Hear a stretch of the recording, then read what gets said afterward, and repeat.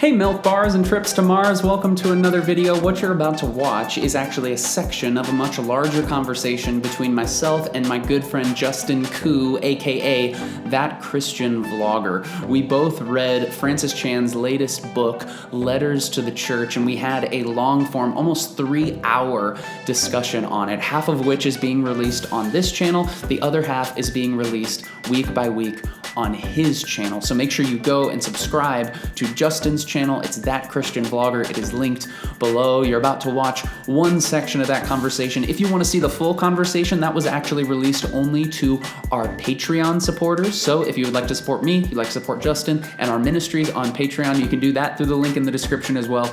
But as for right now, we hope that you enjoy this clip of Letters to the Church, a discussion between myself and Justin Koo, aka That Christian Vlogger.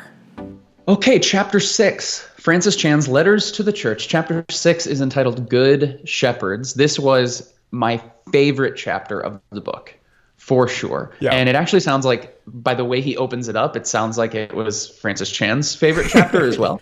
You listen to this, because we've been doing this through audiobook mainly, right? You listened to this 3 times. Yeah, I listened to this chapter 3 times because it was so convicting and encouraging and also challenging and even frustrating at times, which we'll get to all of that here in this video. But essentially what this chapter, it is written specifically to pastors and leaders and shepherds within the church, which Chan talks about is actually all of us. Mm-hmm. And it lists the pitfalls, it lists the callings, and it also lists kind of the characteristics that God has for those of us who lead within the church. And in a similar way, Chan does spend some time talking about where earlier in the book he talked about what we expect from a church versus what God calls a church to be. He sort of does that same thing with church leadership here, what we expect from a pastor or church leader and what God actually calls pastors or church leaders to be. Mm-hmm. And as someone, and I think you would echo me on this, as someone who considers themselves to be a leader in the church, maybe in a non-traditional way, but definitely involved in the ministry of shepherding others and leading others in their faith. This chapter was one where I thought way more about how these things applied to me personally, rather than does this apply to my pastor or another pastor I know or a pastor in my family. And maybe I need to listen to it a 4th time to do that as well. But it was very personal, I think, my experience with this chapter. Yes. So real quick, I wanted to say to those listening, because it's really easy to be like, oh, it's talking about pastors, it's talking about shepherds, boom, turn off. Important. The reality is that John and I, neither of us are pastors. And so this actually has a lot to do with you, the viewer, the listener, like far more than you could actually think at the outset. And I think he actually is trying to make this point too. He says at the very beginning, I believe thousands of you are called to pastor, not according to the traditional understanding of that role, but according to the biblical sense. And I thought that was so spot on. You mentioned this earlier, but I want to agree with this point because it's so foundational to the entire thing. Every single one of us, when we are called and we are born again in Christ, we're called to ministry. It might not be the preaching ministry up front at church, but you are called to ministry. Make no doubts about it. Absolutely. Yeah, I think that's a really important distinction and clarification to make, because it's very easy to disqualify ourselves from being a part of this. And really at the root of it is maybe because we just don't want the responsibility. Yeah. But the reality is we all have it. Yeah. And so with that, though, he gives many sort of lists throughout this chapter, and the one that I really kept finding myself going back to was the traps or the pitfalls of leadership. And I thought these were so on point only because through my short time of really exercising leadership within the church, through my YouTube channel, through going and speaking, through partnering with churches, I have fallen into every single one of these multiple times. So I want to spend a little time sort of talking about them. And please feel free to, I'll kind of go through them a little bit, but feel free to interject when you're like, hey, that's me. He talks about avoiding criticism. This is, I think, huge, especially on YouTube, because I don't know if you've hit this point, but I'm at a point now where I can be creating a script or a teaching for one of my videos, and in my head, I hear the commenters as I write the line. I hear the critical comment as I write the line. And at best, that keeps me accountable to make sure that what I'm writing is actually true. At worst, I edit and censor what I think the Spirit is actually leading me to write. Yeah, and I think that's applicable to so many of us. Like, what will my coworker say in response to me sharing this? Or what happens when I live a certain way if my family is going to reject the way that I'm like? I mean, we think about criticism all the time, not just in a pastoral speaking, preaching, teaching kind of a role, but that criticism is deadly. Like, criticism can like really just tear you down. And you know, we tell children not to worry about peer pressure, about what other people say. You know, sticks and stones may break my bones, but words will never hurt me. But the reality is words cut deep.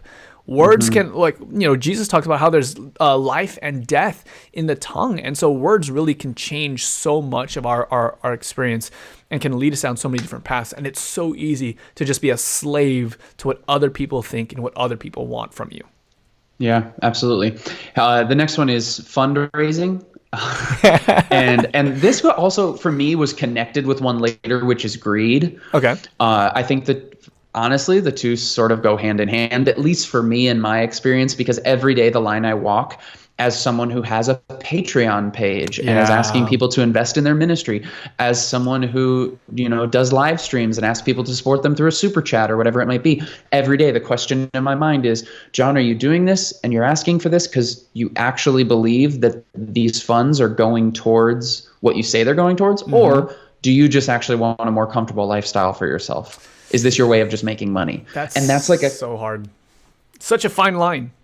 Yeah. But like, and out of all the traps, this is my trap. This is the one that I'm currently like wrestling with. And it's not because like I'm crazy like rich and I'm just like taking advantage of fundraising and going towards the greed end, but it's like quite literally ministry is hard to do in a self-supporting sense. Like if you have a church behind it, it's much more it's at least consistent and stable. Maybe you're not making millions of dollars, but you know, running a YouTube channel, so many people don't understand. I mean, you get it. It's tough. And so like, I find like the number one thing that would stop me from fulfilling God's call on my life, like let's clarify, nothing will stop me from doing that, God willing. Like I will continue to do it as long as he's called me to do it. But if there were something to ever like challenge that the most, it's just simply having to do life and having to pay the bills. Yeah. And that's really difficult. And I really empathize with pastors who are like, I guess this is exactly what we're doing, bivocational. They have to make tents in order to make a living, you know, and it's tough because you want to pour your whole heart and your whole soul into the thing that matters most to you. And that's tough to do. Yeah, absolutely. The next one, comparison, which I actually want to just bunch these next three together as we talk about it. Sure. Comparison, meeting expectations, and popularity. And the reason I sort of bunch all those together is because in our sort of digital age, as we engage in digital ministry, popularity and comparison really go hand in hand. Oh yeah. I would be lying if I were to try and say that I have not compared myself in a negative sense to you or Alan or Jeff or any of the other people that are in our space. Like I do it all the time. Yep. Even like once we have become friends with these people and we know them and we're huge fans of their ministry and I pray for you all, like even then there's still this like comparison and for myself, even in the use of my gifts as a teacher, as a speaker, comparing myself to people who have been teaching for 40 years, you know, and I'm still very much at the beginning of my journey, comparing myself to how popular their ministry is, making where they're currently at in their lives and in their ministry as the expectation for myself of this is where I should be right now. So how do you fight this? Because this is so real. Like this, I feel like everyone can relate to this, even if they don't run a YouTube channel. Like this comparison, this trap of like trying to live up to the Joneses kind of a thing. How do you deal with this? I think it's just a constant reminder to myself that it's a lie, and it really is, not to sound uber Christianese, but it's not something that is of God at all. Mm-hmm. And really what it is it is within me at its root. I am not content with the lot and the provision that God and the responsibility that God has given me right now. That's what it is. I'm not content with it. And so I begin to covet what someone else has. So I'm trying to interpret that. Do you mean then that you should be more content with where you are right now? I think there's, and obviously it's a balance, you know, we always want our ministry, whether it's via YouTube, whether it's as a more traditional pastor, whether it's just as a shepherd, we want our ministry to continue to grow. And I don't necessarily mean grow in numbers or grow in popularity, but grow in whatever we feel God has called us to specifically. So I think there's this balance, once again, of finding contentment in where we're at, but also being driven forward, but not being driven forward to someone else's ideal or someone else's mission, but to the specific mission God has placed on my heart. So maybe that's, now that I'm working through this verbally, maybe that's more of a healthy way to deal with it, and reminding myself, well, what is it that God has called me specifically to? Mm-hmm. Mm-hmm. God hasn't called me to start a megachurch, so why am I comparing myself to Carl Lentz and Stephen Furtick? Like, why am I doing that? Yeah. It's the most ridiculous thing I've ever heard. When God has given us two very different missions, why would I even compare it? Because we're doing two very different things. Yeah, it reminds me of that passage, I think it's at the end of John, where Jesus is talking to like Peter's like, hey, are you going to follow me? And then Peter's like, hey, but what about that other dude over there? What about him? Jesus is like, dude, don't even worry about him. What about you? Are you going to follow me? And it's just kind of this reminder that we don't have to constantly be looking to the left or to the right and just trying to measure ourselves up to other people. For me, one of the practical things that has helped me is just genuinely praying for the success of those that I would be trying to compare myself to. Because comparison at its core is such a selfish thing. It's like, I want to be better than the other person. I want to succeed at the other person's expense. And prayer is my way of fighting that impulse in myself and saying, no, you know what? I want all these people to succeed in their ministries. I want their territories to expand and their influence to deepen. And because at the end of the day, we're all actually on the same team, because we're all fighting for the same thing. What would I rather have? Would I rather be in an NBA team where I score 50 points every single game, but I lose every game? Or would I rather just, hey, I play my part, I get a couple assists here, maybe, 5 or 10 points, but we win championships? What's more valuable? Would you rather be Devin Booker or Draymond Green? For those of you who are NBA fans. I don't know enough, but that's the extent of my illustration goes. I got you. I'll just deepen your illustration a little bit. But it's like, it's not about me. It's about the mission. And if I can remember that, then I can go further. Like you'll be surprised at how far you go and how much you can accomplish when you don't care who gets the credit. Wow, that's really good. That's really good. And then the last two pitfalls he gives are safety and then demonic attack. And I think for me, safety is something that I seek in so many different ways. One of them being, it is one of the key things that often I'm tempted to just leave this ministry altogether because it just seems safer to get a more traditional job that's going to give me a paycheck. That just seems safer to me. That's not something I can relate with. I'll be honest. I've always been an all in or nothing kind of a person. Very swing far extremes in pretty much everything that I do. I don't feel like safety has ever been really something that I've desired or sought for, probably to a detriment. No, for sure to a detriment, because it drives Emily crazy how often I'm just willing to go all in on things. Right. But one thing that really helped me work around this, and actually this was specifically in the time frame where I was contemplating quitting my stable and secure job to go all in on this unsure, unsafe ministry. It was this podcast. It was like a fitness business building podcast kind of thing. I don't know how I stumbled into that one. But the guy was saying he had a father who worked for 50 years in this company or whatever the case is. The standard safe route to go. Find a company, do your life with them, and then retire on that. he was saying that he remembers the day that his dad came home after however many decades of service and realizing that the company had went bankrupt and everything he had invested himself into was gone.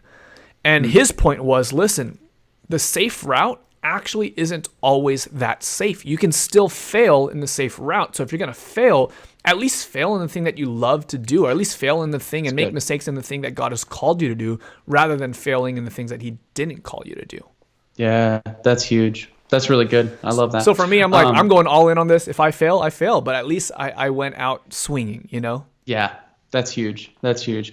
Then the last one being demonic attack. I don't want to rush over this one, but there is one thing I really think we both want to get to about this chapter. But yeah. I think my struggle with demonic attack is I often just attribute my own stupidity or laziness or sinfulness.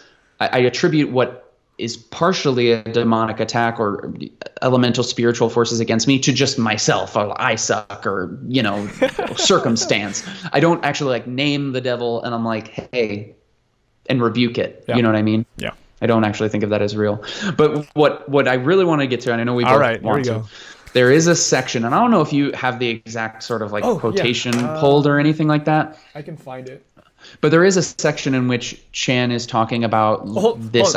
I wanted, before we get to that part, there was one part that I thought was brilliant. Please. I like your comment, and then I'll find the passage that you're talking about. So he talks about several different kinds of pastors and areas of growth for these different kinds of pastors. The one that hit me the hardest, hit me in the gut and my heart and my soul, I was just convicted, was the praying pastor. He says, I told my staff once to let me know if they were not praying at least an hour a day. This way I could replace them with someone who did, because I would much rather hire someone who prayed and did nothing else than someone who worked tirelessly without praying. I was like, oh my goodness. Are you serious? But also, I also think what a terrible staff that would be if you just had a bunch of people who were if you just had a bunch of Marys with no Marthas. Yeah.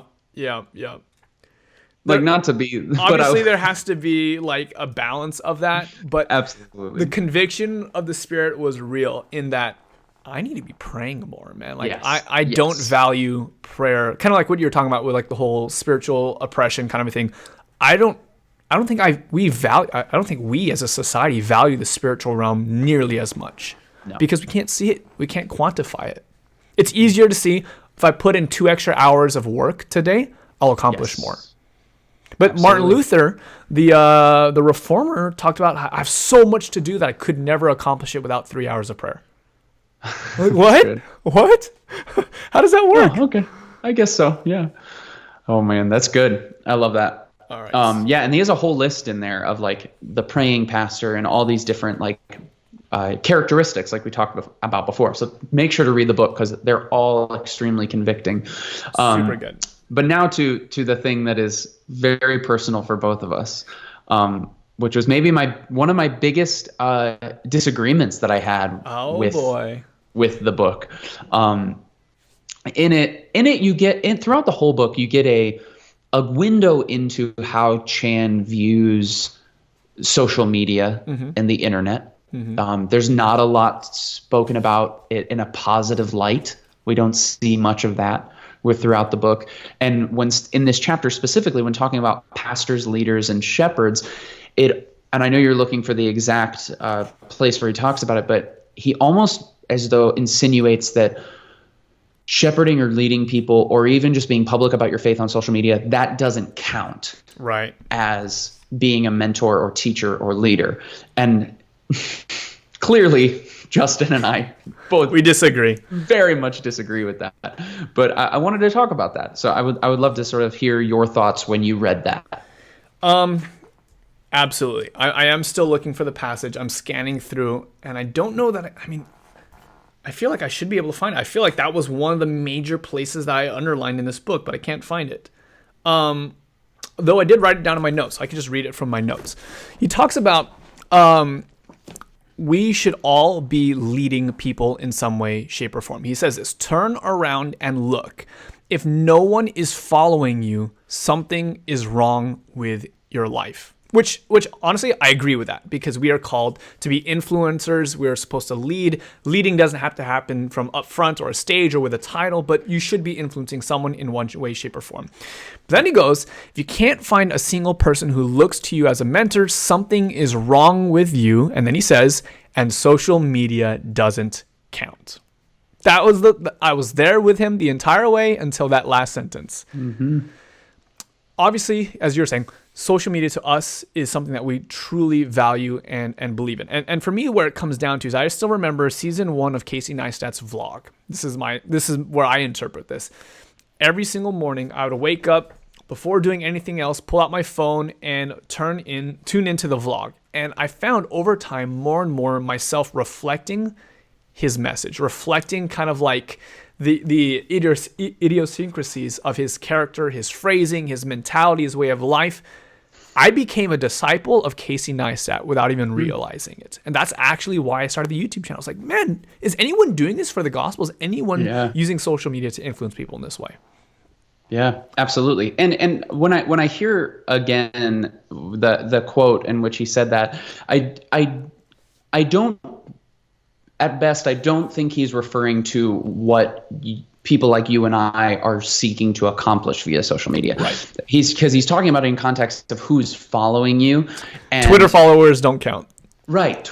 And for the person who is not viewing that community that follows them as a church that they are leading and that they are shepherding and that they are trying to spiritually form into disciples. Yeah. Now, I think that there needs to be another paragraph after that of maybe not social media doesn't count, but how do you make social media count? Yeah. How do you use this platform and these platforms as a viable option through which you can do the ministry of shepherding other people? Yeah. Because it's totally a viable option. Because for most people, if we're going to take what he says at the beginning of the chapter real, that we're all called to shepherd, we're all called to pastor in some deeper biblical sense, how do we do that? If I'm not actively like leading a small group or teaching at a Bible study or preaching at a church, in what way do I shepherd people and lead people? Like, social media is, in my opinion, a great it should be a natural extension of who you are. And if God's calling you to live that out, like that's an awesome way to do that. And so I definitely want to push back on that and encourage you guys, like those of you guys who are listening and tuning into this, is like, start thinking about social media differently. Kind of like in our conversation on church, it's not about just consuming content, but you actually could be influencing people's lives and encouraging other people as well.